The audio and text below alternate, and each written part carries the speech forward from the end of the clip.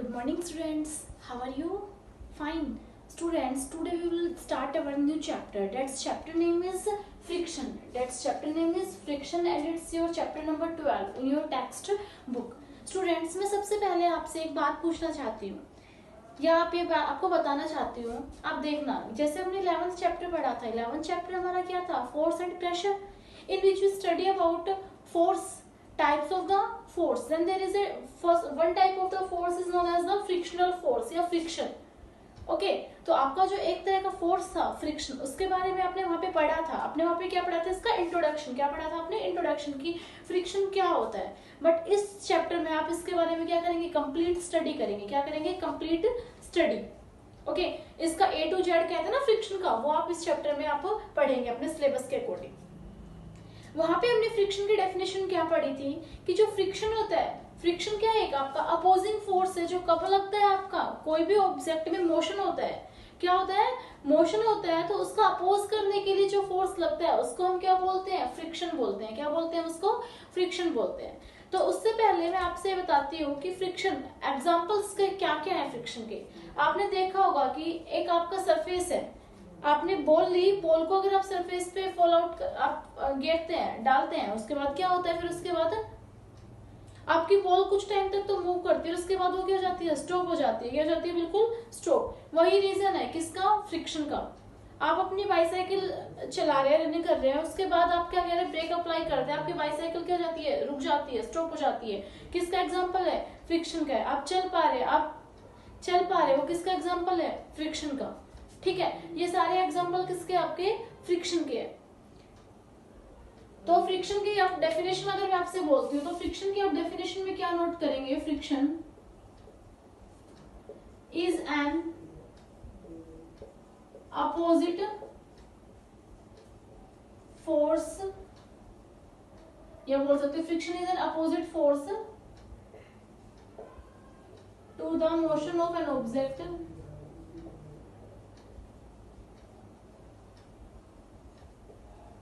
when an object moves over the other.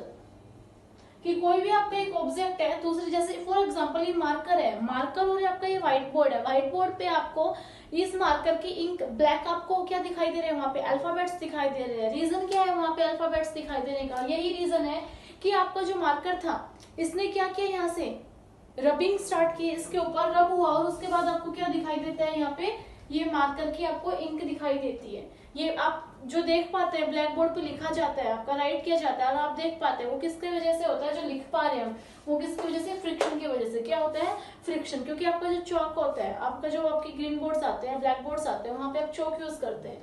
चौक में आपने देखा होगा उसकी जो लेंथ है वो क्या होती है? डिक्रीज होती जाती है. क्योंकि वो जो आपका बोर्ड था उससे क्या होता है? रब होने के बाद उसकी लेंथ क्या होती है? डिक्रीज. क्योंकि वो कहाँ पे आ गया? आपके लाइंस में आ गया. ठीक है, तो ये भी किसका एग्जांपल है? फ्रिक्शन का. कि फ्रिक्शन आपका कोई भी किसी भी तरह का मोशन हो सकता है. कोई भी एक ऑब्जेक्ट दूसरे ऑब्जेक्ट के ऊपर तब मूव करता है तो जो एक फोर्स उसके मोशन को अपोज करता है, उस फोर्स को हम क्या बोलते हैं? फ्रिक्शन बोलते हैं. क्या बोलते हैं उसको? फ्रिक्शन बोलते हैं. अगर मैं सरफेस पे मूव कर रही हूँ, तो वो भी किसका एग्जाम्पल? आपका एक फ्रिक्शन का एग्जाम्पल है. ठीक है, अगर कोई भी दो सरफेस आपस में टच करके मूव करते हैं, कांटेक्ट में रहते हैं, तो उस टाइम पे जो उन पे फोर्स लगता है, अपोजिट फोर्स, उनके मोशन के अपोजिट, वो क्या होता है? फ्रिक्शन. मैं आपको अच्छे से बता चुकी हूँ. फिर उसके बाद आपसे कहते हैं डायरेक्शन क्या है फ्रिक्शन की? डायरेक्शन, हर चीज की डायरेक्शन होती है फिजिक्स में. आपका जो चैप्टर है फिजिक्स में इंक्लूड है. तो डायरेक्शन क्या है फ्रिक्शनल फोर्स की? ये हमेशा क्या होती है? Direction opposite to the motion. जो आपकी डायरेक्शन होगी फोर्स की वो क्या होगी? हमेशा opposite to the motion. Motion से हमेशा अपोजिट. फॉर एग्जांपल मोशन के अपोजिट में आपको ये कह रही हूँ कि आपका ये सरफेस है, यहाँ पे आपका एक बॉक्स रखा हुआ है. अगर इस बॉक्स को आप फोर्स लगा रहे हैं इस डायरेक्शन में तो ये इस साइड मूव करेगा. बट आपका फ्रिक्शन हमेशा क्या होगा? इस साइड. फ्रिक्शन आपका क्या होगा? इस साइड. अगर आप ऑब्जेक्ट को लेफ्ट मूव कराएंगे तो राइट आएगा, राइट मूव कराएंगे तो लेफ्ट, अप मूव कराएंगे तो डाउन. ठीक है, आप जैसे इसको मूव कराएंगे उसके जस्ट अपोजिट डायरेक्शन में आपको क्या लगेगा? फ्रिक्शन. अगर ये बॉक्स आपका क्या हो? इंक्लाइंड प्लेन पे हो, तो ये किसका एग्जांपल है? फ्रिक्शन. आपका यहाँ पे है आपका ये बॉक्स, ठीक है। इंक्लाइंड मतलब क्या होता है, स्लाइड्स, आपके जो कहते हैं ना कि आप स्लिपरी सरफेस होता है, कुछ एंगल से इंक्लाइंड होती है चीजें, टेढ़ी जिसको आप बोलते हो, तो उसके ऊपर अगर बॉक्स रखा हुआ है, इसके वेट की वजह से मोशन में यहाँ पे रहेगा, फ्रिक्शन क्या लगेगा आपका, अपोजिट, फ्रिक्शन क्या लगेगा, अपोजिट। तो फ्रिक्शन आपका वो फोर्स है जो हमेशा मोशन के डायरेक्शन के क्या लगता है, अपोजिट लगता है। ओके, इसके बाद आपसे फ्रिक्शन में बात करते हैं। आप फ्रिक्शन में आपका आता है कॉज ऑफ फ्रिक्शन।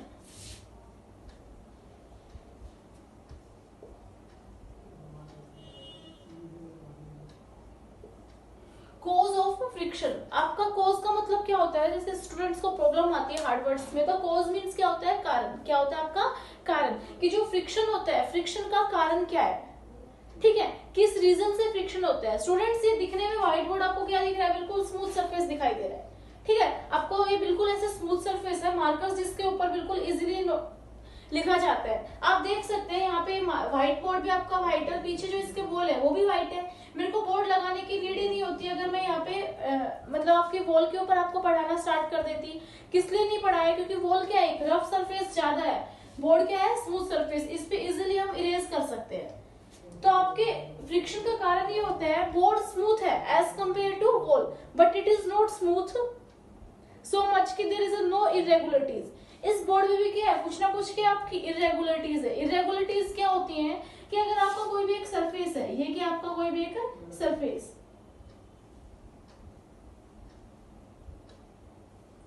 ये आपका एक सरफेस है ए, दिखने में बिल्कुल क्या है, स्मूथ, दिखने में आपकी जो वॉल है ये क्या है, बिल्कुल स्मूथ, फिर भी अगर आप इसको हाथ लगा के देखते हो तो ये क्या होती है, रफ रफ से फील होती है। इसके अंदर भी कुछ क्या है, स्पॉट्स हैं, कुछ इरेगुलरिटीज है। उन इरेगुलरिटीज को आपको अगर माइक्रोस्कोप की हेल्प से देखते हैं, माइक्रोस्कोप क्या होता है,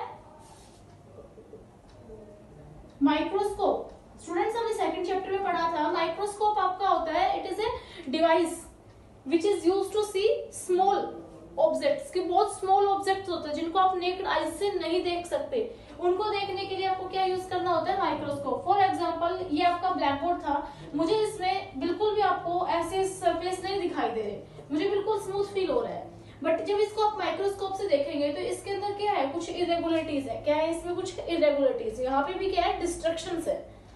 अगर इसके अंदर कोई ऑब्जेक्ट इसके ऊपर रखा जाता है,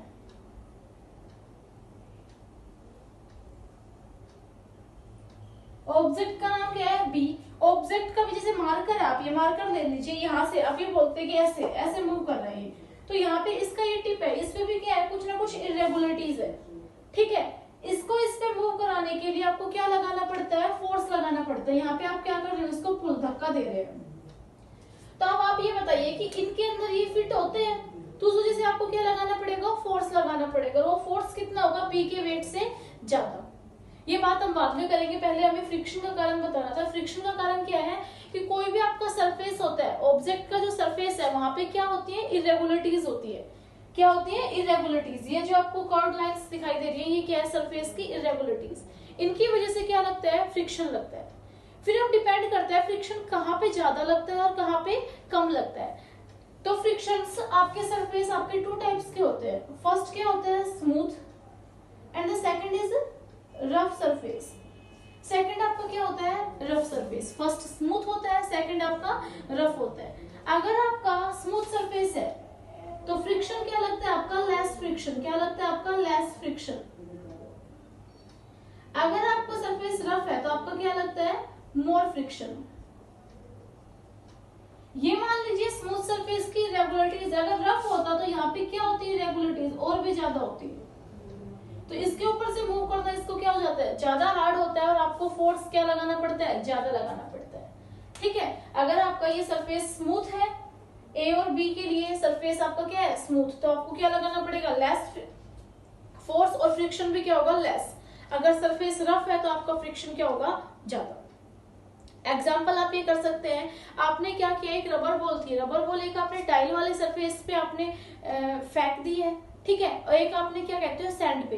तो आप देखते हो सैंड में वो बॉल कुछ जल्दी रुक जाती है, 1 मीटर 2 मीटर डिस्टेंस ट्रेवल करके वो क्या हो जाती है, रुक जाती है। बट आपके टाइल वाले सरफेस पे वो कंटिन्यूअसली क्या कर रही है, मूव कर रही है, अप्रोक्सीमेटली 5 to 6 मीटर्स वो मूव कर जाती है।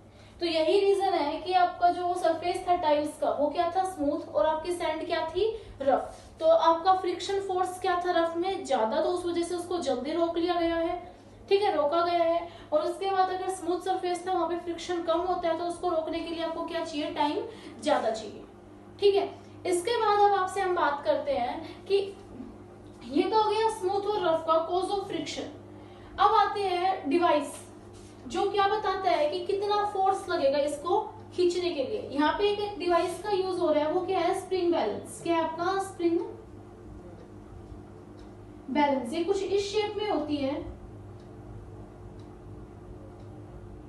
यहाँ पे इसको नोब होती है जिससे इसको लटकाया जाता है, और यहाँ पे क्या होता है, हैंग हुक होता है। क्या होता है, एक आपका हुक होता है जिसमें ऑब्जेक्ट्स को आप लटकाते हैं। यहाँ पे बीच में आपकी क्या होती है, रीडिंग स्केल्स होती है। क्या होती है यहाँ पे, रीडिंग स्केल्स होती हैं। जो ये रीडिंग स्केल्स है क्या मेजर करती हैं, फोर्स मेजर करती हैं। क्या मेजर करती हैं, फोर्स मेजर करती है, ठीक है। ये स्प्रिंग बैलेंस होता है, इसको टू टाइप्स में यूज किया जाता है। फर्स्ट क्या होता है, हॉरिजेंटली, सेकंड क्या है, vertically. Okay, first horizontally, second आपका वर्टिकल। आपने जैसे देखा होगा नॉर्मली ये वर्टिकल पोजीशन में, तो आपने अपने हाउसेस वगैरह में भी आपने देखा होगा कि आप हैंगर से इसको आप ऊपर हुक से आप इसको पकड़ते हैं, बीच में आपका क्या है, ये स्प्रिंग लगी हुई है। ये आपका मतलब आप ये बोल सकते हो कि स्प्रिंग बैलेंस आपकी मशीन है।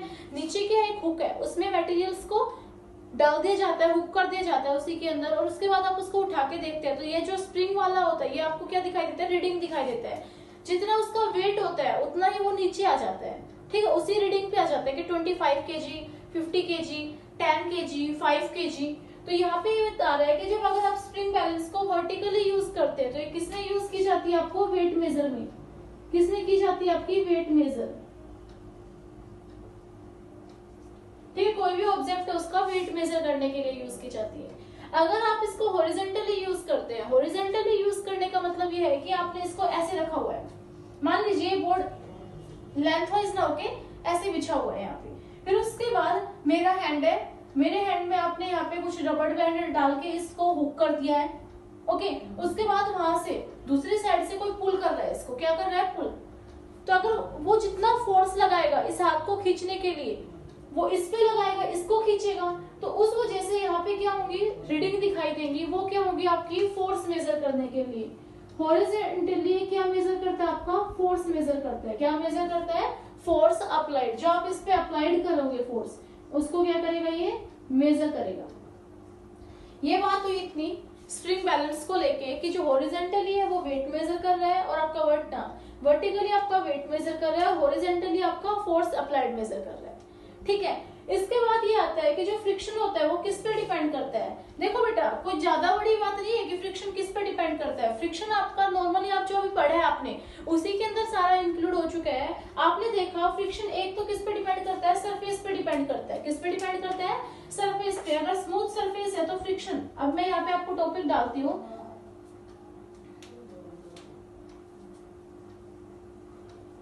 फैक्टर्स अफेक्टिंग द फ्रिक्शन, कि जो आप पे क्या क्या फैक्टर है जो क्या कर रहे हैं, फ्रिक्शन को अफेक्ट करते हैं। सबसे पहले आपका क्या कर रहा है, सरफेस। क्या कर रहा है आपका, सरफेस नेचर, या बोल सकते हो आप nature of surface. And the second is force applied to object, कि आपका दोनों हमने अभी यही पढ़े हैं कि नेचर ऑफ सरफेस, और सेकंड क्या है, फोर्स अप्लाइड टू ऑब्जेक्ट। इन्होंने एक एग्जांपल दिया, इन्होंने एग्जांपल ये क्या लिया कि आप कोई भी क्या लेते हो, एक ऑब्जेक्ट लेते हो ना। ये मान लीजिए एक सरफेस है, उसके ऊपर आपने क्या लिया, ऑब्जेक्ट। इसको आपने रैप कर दिया, क्या कर दिया, रैप कर दिया, किससे, पॉलीथीन से। किससे कर दिया आपने, पॉलीथीन से। और उसके बाद आपने इसको पुल किया, या बोल देते हो पुश किया, धक्का दिया, तो ये इजीली मूव करता है। क्या करता है, इजीली मूव। आपको कम फोर्स लगाना पड़ा है। अगर इसके ऊपर मैं क्या करती हूँ, सैंड पेपर। सैंड पेपर आपका क्या होता है, एक रफ पेपर होता है जो किसमें यूज करते हो आप, पेंटिंग वगैरह के अंदर यूज करते हो, कि आफ्टर पेंट जो वॉल को रफ करने के लिए काम आता है उसको हम क्या बोलते हैं, सैंड पेपर बोलते हैं। और वो सैंड पेपर से आपने इसको रैप किया, फिर आपने इसके ऊपर फोर्स लगाया, तो आपको क्या लगाना पड़ता है? Large force. क्या लगाना पड़ता है? Large force. तो यहाँ पे बताया कि जो पॉलिथीन थी वो क्या था? एक स्मूथ सरफेस था, और उसके बाद जो आपने सैंड पेपर यूज किया है वो क्या है? आपका रफ सरफेस है, जिसकी वजह से आपको यहाँ पे क्या लगाना पड़ रहा है? ज्यादा फोर्स लगाना पड़ रहा है। तो आपका यहाँ पे फ्रिक्शन क्या है? पॉलिथीन के केस में फ्रिक्शन कम था, आपको कम फोर्स लगाना पड़ा था। सैंड पेपर के केस में आपको ज्यादा फोर्स लगाना पड़ा था, तो फ्रिक्शन भी क्या है आपका? ज्यादा। तो नेचर ऑफ सरफेस पे ये डिपेंड करता है फ्रिक्शन, कि आपका स्मूथ है तो कम और रफ है तो ज्यादा। फिर उसके बाद आता है फोर्स अप्लाइड टू ऑब्जेक्ट, कि जो आप फोर्स अप्लाई कर रहे हैं ऑब्जेक्ट्स के ऊपर, उसके ऊपर कैसे डिपेंडेंट है, कितना फोर्स कैसे क्या लगा रहे हैं। तो फोर्स के ऊपर इस तरह से है स्टूडेंट्स, कि अगर आप इसको, इस बोर्ड को है, एक तो मैं इस तरह से खींचती हूँ ऐसे बिल्कुल लाइटली, तो ये नहीं खींच पाता, ठीक है। फोर्स कम लगाएंगे तो ये अपने आप मूव नहीं करेगा, तो इसका फ्रिक्शन क्या हो गया?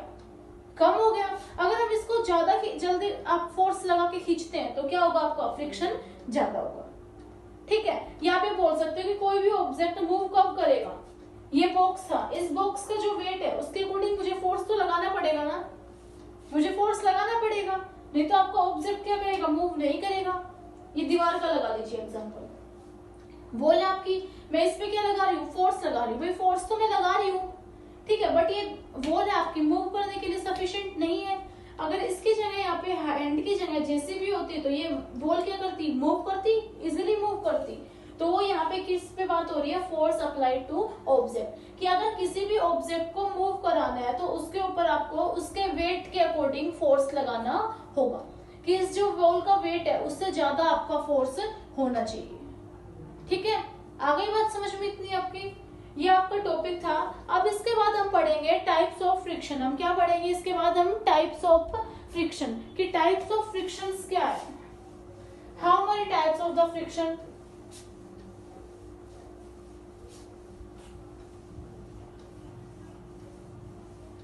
स्टूडेंट्स इस चैप्टर को आप अच्छे से पढ़ाई कीजिए, क्योंकि ये चैप्टर आपका जो पीआरएमओ टेस्ट होता है, आपका कॉम्पिटिटिव साइंस टेस्ट जो संडे को होने वाला है आपका, उसके अंदर आप में इसके इसी के चैप्टर के आपके क्या आएंगे? क्वेश्चंस आएंगे। तो इसके अंदर आपको डीपली स्टडी करनी है, कॉम्पिटिटिव स्टडी करनी है, ठीक है। इससे रिलेटेड क्वेश्चंस आपको सर्च करने हैं, गूगल करना है, आपको अच्छे से इसकी प्रिपरेशंस करनी है। अब हम बात करते हैं types of frictions.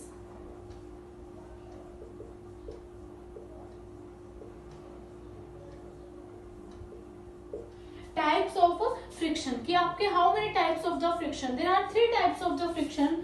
First is static friction,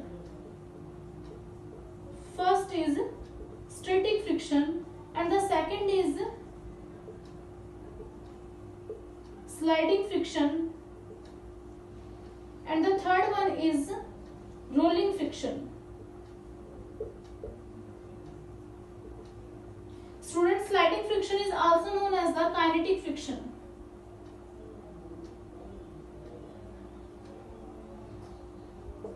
Okay, there are 3 types of the friction: static, sliding and rolling. आपको नाम से पता चल रहा है कि स्टैटिक, मैंने आपको पहले भी बताया था, स्टैटिक मतलब आपका क्या होता है? रेस्ट में। क्या होता है? रेस्ट में, कि वो फ्रिक्शन जब कोई भी ऑब्जेक्ट रेस्ट पोजीशन पे होता है तब लगता है।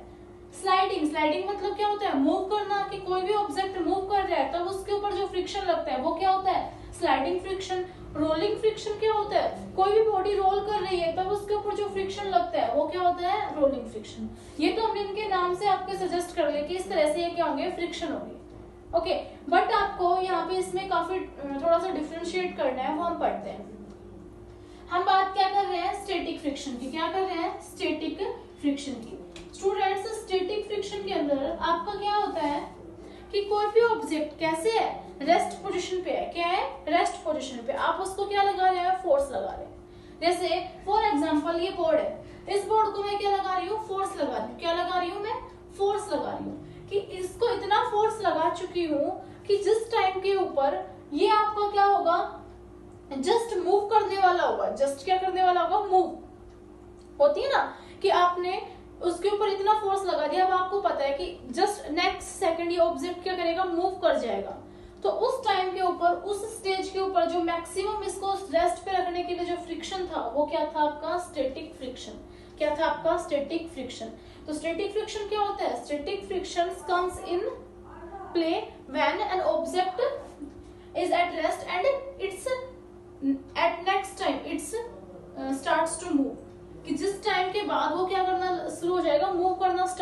जाएगा उस टाइम के ऊपर जो उसके अंदर फ्रिक्शन होता है वो क्या होता है आपका स्टैटिक फ्रिक्शन। क्या होता है आपका स्टैटिक फ्रिक्शन। या आप ये बोल सकते हैं कि वो फोर्स किसी ऑब्जेक्ट को आप अप्लाई कर रहे हैं कि अगर उसके बाद अगर आपने सडनली थोड़ा सा भी चेंज किया तो ऑब्जेक्ट क्या करने लग जाएगा, जस्ट नेक्स्ट सेकंड में मूव। तो उसको हम क्या बोलते हैं, स्टैटिक फ्रिक्शन। क्या बोलते हैं हम इसको, स्टैटिक फ्रिक्शन। स्टूडेंट्स जब इसकी डेफिनेशन की बात आती है तो आप ये क्या बोल सकते हैं, the maximum frictional force present between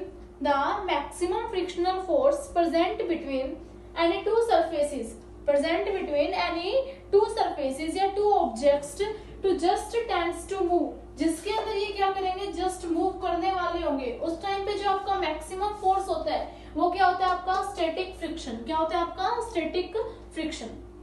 और ये जो फ्रिक्शन होता है ये सबसे ज्यादा क्या होता है, मोर अमाउंट में। ठीक है, सबसे ज्यादा क्या होता है, ये ज्यादा होता है, सबसे बड़ा फ्रिक्शन होता है। उसके बाद आता है स्लाइडिंग। जब कोई भी ऑब्जेक्ट आपको मूव कर रहा है, जैसे मैं मूव कर रही हूँ, तो जो आपको फ्रिक्शन लग रहा है यहाँ पे वो क्या आपका स्लाइडिंग फ्रिक्शन। क्या आपका स्लाइडिंग फ्रिक्शन। ये क्या होता है, वो फ्रिक्शन जो आपका कब रोल में आता है, तब कोई भी ऑब्जेक्ट मूव करता है उस टाइम पे जो फ्रिक्शन यूज होता है वो क्या होता है, स्लाइडिंग फ्रिक्शन। ठीक है, इसकी अमाउंट स्टैटिक फ्रिक्शन से क्या होती है, लेस होती है। क्या होती है आपकी, लेस होती है। उसके बाद थर्ड आपका आता है कि रोलिंग फ्रिक्शन। क्या था कि कोई भी ऑब्जेक्ट जब रोल करती है, राउंड में घूमती है, जैसे आपका ये है, इसको मैं हैंड के ऊपर ऐसे रोलिंग कराती हूँ, जैसे आपका यहाँ पे रोलिंग कराती हूँ इसकी, ये देख लीजिए रोलिंग करा रही हूँ इसकी ऐसे, तो उस टाइम पे जो इसमें फ्रिक्शन था वो क्या होता है, रोलिंग फ्रिक्शन। और ये सबसे क्या होता है, लेस। ये सबसे क्या होता है, लेस होता है। क्योंकि आपने देखा है कि आपके जो भी व्हीकल्स के जो आपके क्या होते हैं टायर्स होते हैं वो किस शेप के होते हैं, राउंड शेप के होते हैं। राउंड शेप के लिए किस लिए होते हैं कि जो वेट है, जो कार के अंदर या आपके बस के अंदर या ट्रेन के अंदर जो वेट है उसको इजीली आप मूव कैसे करा सकते हो, राउंड शेप के अंदर उनको रोल करा के। क्योंकि रोल कराओगे तो इजीली मूव कर जाता है। एक तो इस मार्कर की अगर ये कैप लगाने के बाद आप इसको फेंकते हैं यहाँ पे सरफेस के ऊपर, तो इसको मूव करने के लिए क्या चाहिए, मूव नहीं कर पाता क्योंकि रोल नहीं कर पाता। ये एक्स्ट्रा सरफेस है यहाँ पे इसका जो ये कैप का है। अगर ये आपका कैप हटा के फिर इसको आप यहाँ पे सरफेस पे डालते हैं तो ये क्या करता है, काफी लॉन्ग डिस्टेंस तक मूव करता है। तो वहां पे फ्रिक्शन क्या हो गया, बिल्कुल कम हो गया। फिर यहाँ से क्वेश्चन एनालाइज होता है कि सबसे ज्यादा कहाँ हो गया, स्टैटिक, मीडियम किसमें है, स्लाइडिंग, और सबसे कम किसमें है, रोलिंग में। फिर आपसे कहते हैं कि क्यों है, क्यों कि जो स्लाइडिंग फ्रिक्शन होता है ये कम क्यों है स्टैटिक फ्रिक्शन से। इसका भी रीजन हो सकता है। तो इसके रीजन में आप क्या लिखेंगे, जैसे हमने पहले डायग्राम बनाया था, पहले डायग्राम में हमने यहाँ पे क्या किया था, इरेगुलरिटीज होती है सरफेस में।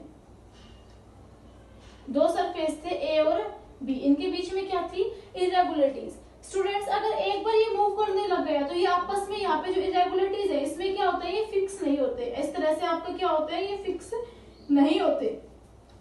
इनको एक बार मूव कराने के लिए, निकालने के लिए आपको ज्यादा फोर्स चाहिए, और जब जैसे मूविंग पोजीशन में है तो आपको फ्रिक्शन कम फील होता है। ठीक है, ये क्या था आपका स्लाइडिंग फ्रिक्शन आपका कम होता है। हमने आज पढ़ लिए 3 types of the friction. Static में सबसे ज्यादा फ्रिक्शन होता है, फोर्स सबसे ज्यादा होता है, स्लाइडिंग में स्टैटिक से कम होता है बट रोलिंग से ज्यादा होता है। रोलिंग में दोनों के कंपैरिजन में क्या होता है, कम होता है।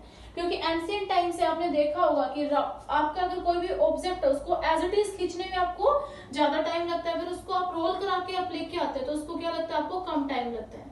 ठीक है, एक तो आप टायर होते हैं, आप टायर का एक परफेक्ट एग्जांपल है आपके, जो आप मान लीजिए ट्रक्स होते हैं, ट्रक्स के टायर बहुत हैवी होते हैं, उनको उठा नहीं सकते आप। ठीक है, नॉर्मली अगर आप उसको रोल कराते हैं, उसको खड़ा करके आप उसको धक्का मार मार के ऐसे रोल कराते कराते लेके जाते हैं तो वो इजीली मूव कर जाते हैं। उस वजह से इट मींस वहां पे फ्रिक्शन क्या है, वहां पे बिल्कुल कम है। तो ये किसका एग्जांपल है कि रोलिंग में फ्रिक्शन आपका क्या होता है, बहुत कम होता है। ठीक है, आज हम इतना ही पढ़ेंगे। नेक्स्ट टाइम हम क्या पढ़ेंगे, फ्रिक्शन हमारे लिए हमने यहाँ पे लाइन बोली थी कि फ्रिक्शन एक नेसेसरी एविल है, फ्रिक्शन एक जरूरी बुराई है।